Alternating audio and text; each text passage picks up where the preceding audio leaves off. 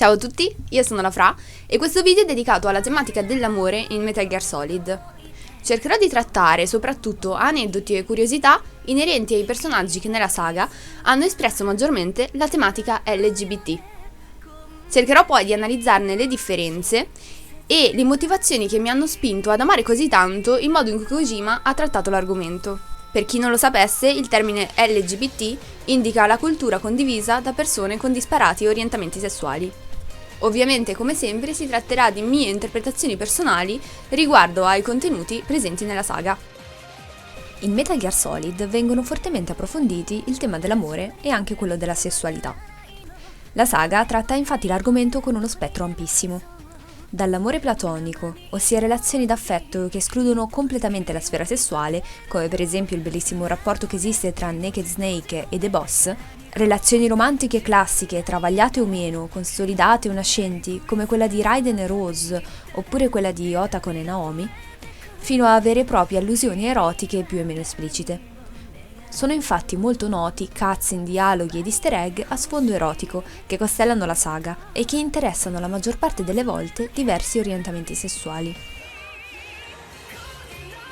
Quello che rende particolare lo sviluppo del tema amoroso in questa saga e lo rende forse unico è il motivo per cui i personaggi LGBT esistono. In Metal Gear Solid sono i legami affettivi a muovere gli eventi.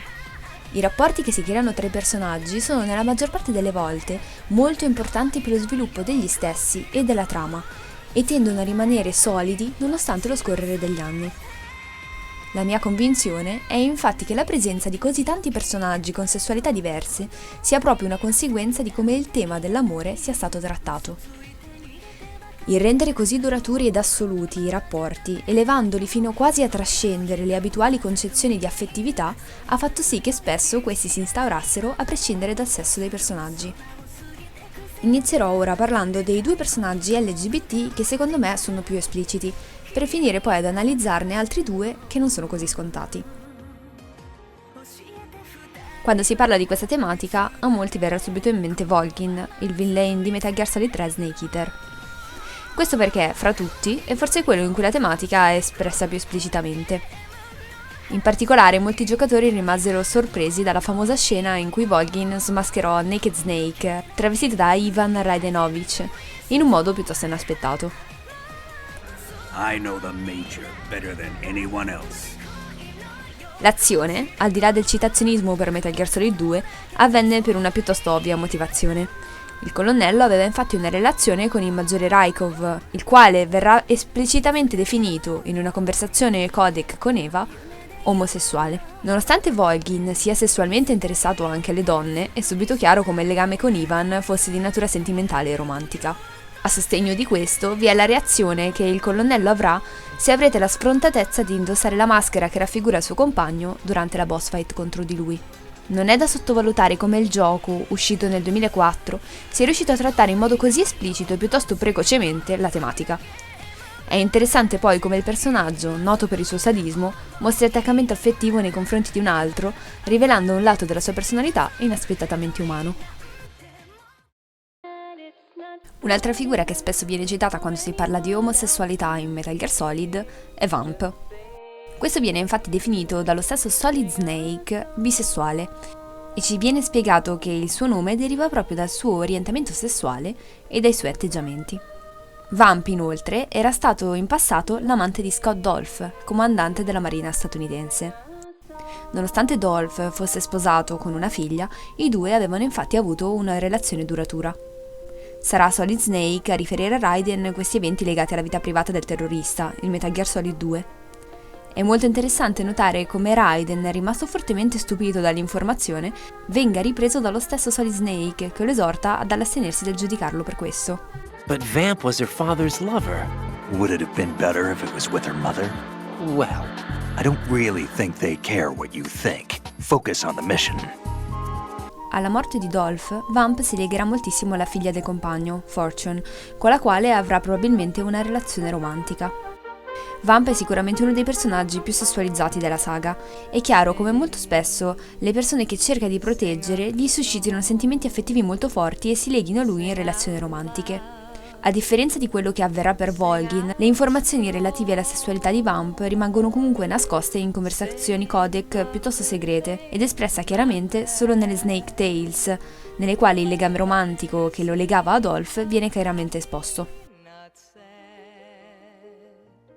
Un personaggio che non poteva non essere citato è la dottoressa Strangelove. In Peace Walker si presenta da subito come una grande ammiratrice di The Boss e della sua ideologia, ma ascoltando i dialoghi e i suoi diari è chiaro come la donna fosse perdutamente innamorata dell'eroina. Il modo in cui Strangelove parla di lei, della sua personalità e del suo aspetto fisico e del periodo trascorso insieme è decisamente romantico. Oltre a questo legame che si era formato nei confronti di The Boss, Strangelove mostrerà più volte, all'interno di Peace Walker, una spiccata preferenza per il genere femminile e addirittura un disprezzo verso quello maschile. Nonostante avrà un figlio, nato dalla relazione con Hughie Emmerich, sarà un personaggio per sempre caratterizzato da fortissima misandria, ovvero odio nei confronti del maschio. Come rivelerà solo in Punto di morte, la relazione con lo scienziato aveva per lei solo lo scopo di procreare ed avere così un figlio da crescere come suo e di The Boss. Il fatto che il suo amore non fosse mai stato probabilmente ricambiato passa in secondo piano se si considera che il sentimento che la Strangelove provò per tutta la vita nei confronti di The Boss sarà ciò che la porterà ad agire e sviluppare la storyline di Peace Walker.